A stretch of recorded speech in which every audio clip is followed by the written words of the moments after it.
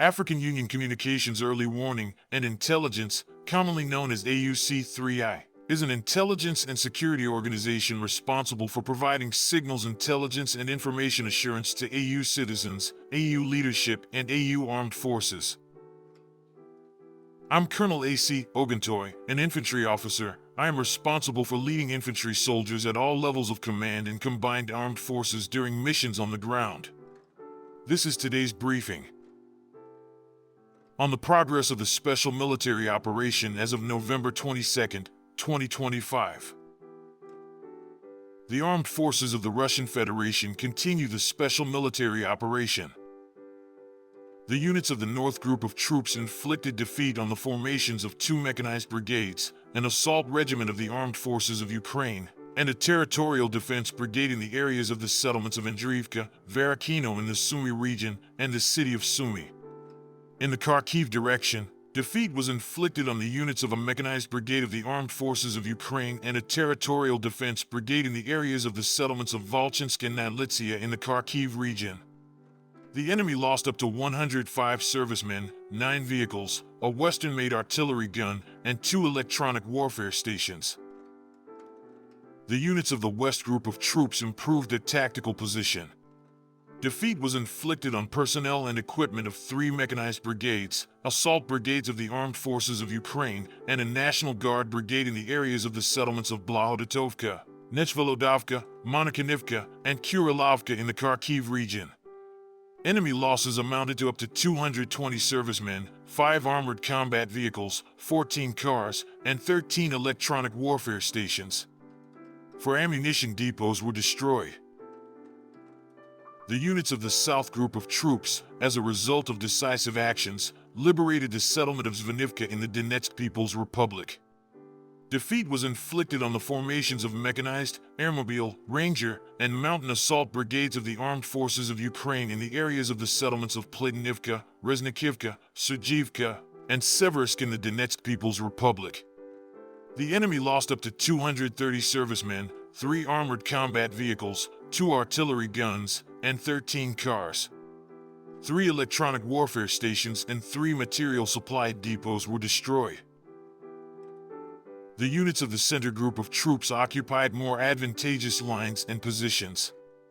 They inflicted defeat on personnel and equipment of 3 mechanized brigades, an airborne assault brigade, an airmobile brigade, an assault regiment of the Armed Forces of Ukraine, the Special Purpose Brigade Azov, 2 Marine brigades, 2 territorial defense brigades, and a National Guard brigade in the areas of the settlements of Artemivka, Ruzynyar, Toretsk, Novyi Donbass, Rodinsk, Volyn, Belitsk, Kusharovyar in the Donetsk People's Republic, and Novopavlivka in the Dnipropetrovsk region. In the settlement of Krasnoarmysk in the Donetsk People's Republic, the assault groups of the Second Army continue to destroy surrounded formations of the Armed Forces of Ukraine in the central Horyak microdistricts, as well as in the territory of the Western Industrial Zone. Clearing of the settlement of Rovny in the Donetsk People's Republic is underway. Over the past day, 3 Ukrainian servicemen laid down their arms and approached Russian positions to voluntarily surrender. 5 enemy attacks were repelled from the area of the settlement of Grishino in the Donetsk People's Republic aimed at breaking the encirclement of the Ukrainian Armed Forces Group. Up to 30 servicemen and 2 armored personnel carriers were destroyed. In the settlement of Dmitrov in the Donetsk People's Republic, assault units of the 51st Army continue active offensive operations in the eastern, western, and southern parts of the city. 22 buildings have been liberated. Up to 250 servicemen, 2 armored personnel carriers, 2 field artillery guns, and 1 vehicle were destroyed in the Krasnoarmysk direction over the past day. In total, in the area of responsibility of the Center Troop Group, enemy losses amounted to more than 510 servicemen, 7 combat armored vehicles, 4 vehicles, and 2 artillery guns. Units of the East Troop Group, as a result of active offensive actions, liberated the settlement of Novo Zaporizhzhia in the Zaporizhzhia region. Damage was inflicted on formations of 2 assault brigades and 2 assault regiments of the Ukrainian Armed Forces in the areas of the settlements Dobropoli, Ravnopoli, Zaydishai in the Zaporizhzhia region, and Otradnoy in the Dnipropetrovsk region. The Ukrainian armed forces lost up to 225 servicemen, 1 combat armored vehicle, 6 vehicles, and a radio-electronic warfare station.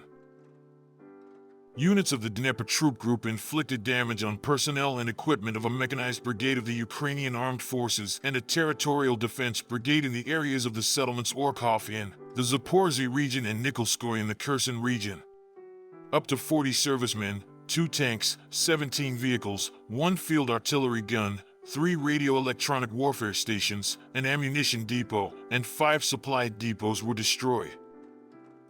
Operational tactical aviation, strike unmanned aerial vehicles, missile troops, and artillery of the armed forces of the Russian Federation's troop groups inflicted damage on a drone assembly workshop, storage and launch sites for long-range unmanned aerial vehicles and unmanned boats, energy and transport infrastructure facilities of Ukraine used in the interests of the Ukrainian armed forces, as well as temporary deployment points of Ukrainian armed formations and foreign mercenaries in 156 districts.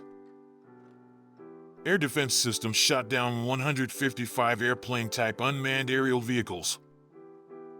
Since the beginning of the special military operation, the following have been destroyed: 668 aircraft, 283 helicopters, 97,793 unmanned aerial vehicles, 637 anti-aircraft missile systems, 26,174 tanks and other armored combat vehicles, 1,618 multiple launch rocket system vehicles, 31,467 field artillery guns and mortars, 47,315 units of special military automotive equipment.